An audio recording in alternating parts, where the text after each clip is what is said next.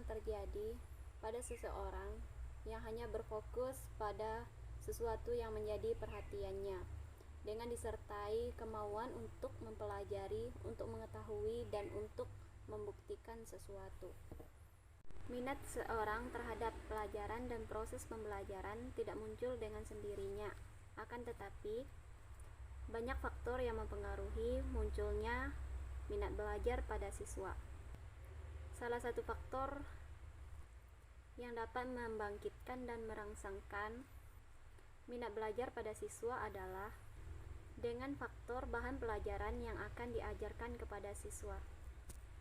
Adapun penyebab timbulnya minat belajar pada siswa, yang pertama, sebagai guru ataupun pendidik harus menguasai bahan atau materi yang akan diajarkan kepada siswa. Yang kedua, gunakan metode pengajaran yang baik sehingga membuat siswa menangkap pembelajaran dengan baik. Yang ketiga, penampilan dalam belajar dan mengajar yang menarik dan menyenangkan akan membuat siswa dapat menerima pembelajaran. Yang keempat, ketersediaan untuk mengajar dengan tidak memaksa muridnya. Cara menumbuhkan minat belajar bagi siswa. Yang pertama, memilih metode pembelajaran yang bervariasi.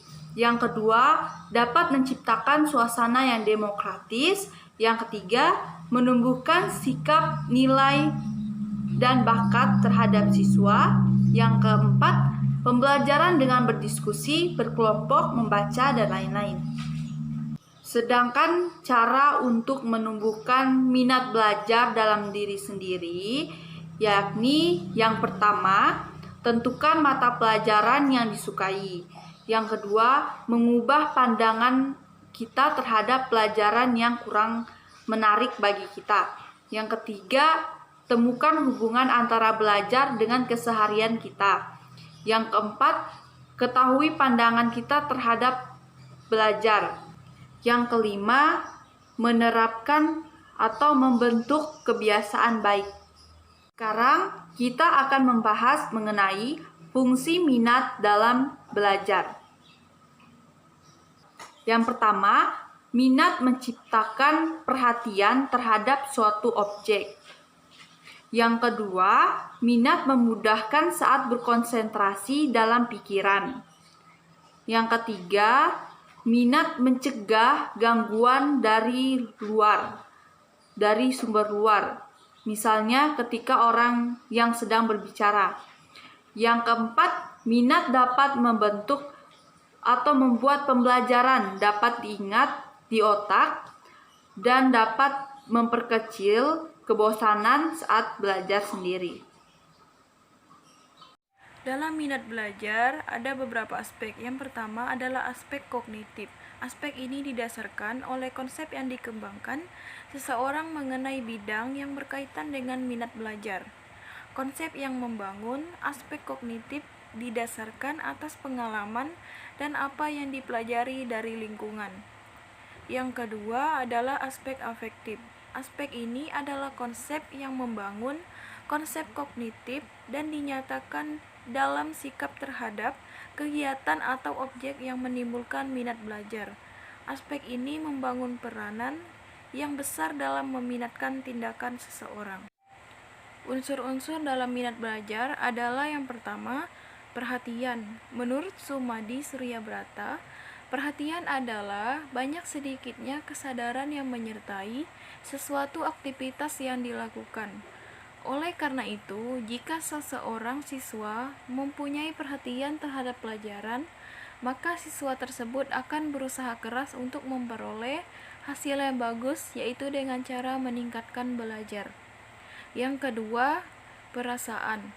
Unsur yang tidak kalah pentingnya yaitu perasaan, karena perasaan menyangkut tentang psikis seorang siswa.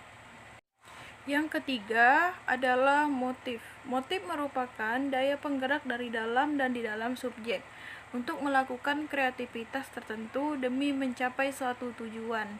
Jadi, motif erat hubungannya dengan tujuan yang akan dicapai. karena motif merupakan daya penggerak dalam belajar dan motif juga merupakan potensi psikologi yang dapat dimanfaatkan untuk menggali motif tersebut. Apabila seseorang siswa sudah termotivasi untuk belajar, maka siswa tersebut juga akan melakukan aktivitas belajar dalam rentang waktu tertentu. Jenis-jenis minat belajar. Yang pertama yaitu minat belajar personal. Minat belajar personal merupakan suatu bentuk rasa senang ataupun tidak senang, tertarik tidak tertarik terhadap mata pelajaran tertentu. Minat ini biasanya timbul dengan sendirinya.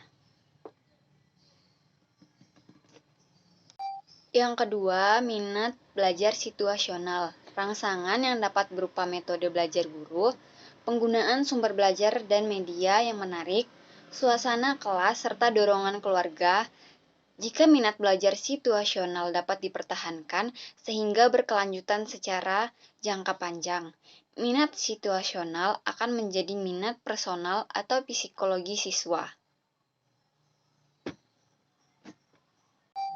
Yang ketiga, minat psikologi merupakan minat yang erat kaitannya dengan adanya interaksi antara minat personal dan minat situasional yang terus-menerus dan berkesinambungan. Indikator minat siswa. Yang pertama, perasaan senang. Yang kedua, ketertarikan siswa. Yang ketiga, perhatian siswa. Yang keempat, keterlibatan siswa. Macam-macam minat. Minat yang diekspresikan. Seseorang dapat menentukan minat atau pilihannya dengan kata-kata tertentu. Misalnya, seseorang mengatakan bahwa dirinya tertarik untuk mengumpulkan uang logam, perangko, dan lain-lain.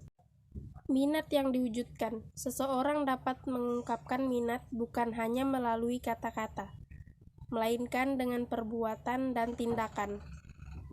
Minat yang dapat diinventarisasikan.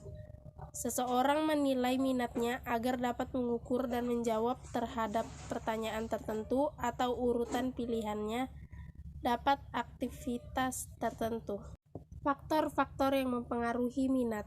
Faktor internal, kondisi fisiologis, dan faktor psikologis peserta didik. Aspek psikis yaitu tingkat kecerdasan, sikap bakat, minat, dan motivasi.